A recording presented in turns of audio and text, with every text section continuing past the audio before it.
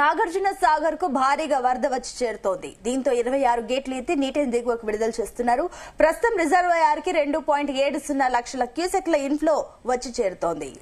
Outflow కూడా అంతే మొత్తంలో విడుదల చేస్తున్నారు. సాగర్ కుడి కాల్వకు 10,040 క్యూసెక్కులు, ఎడమ కాల్వకు 8,193 క్యూసెక్కులు, పవర్ హౌస్ కు 33,291 క్యూసెక్కుల నీరు విడుదల చేస్తున్నారు.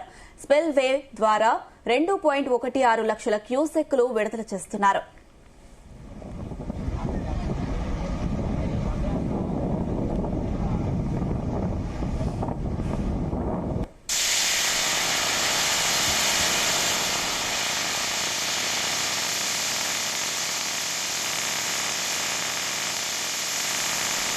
జలాశయం పూర్తి స్థాయి నీటి మట్టం 590 అడుగులు కాగా ప్రస్తుతం 587.30 అడుగులు ఉంది.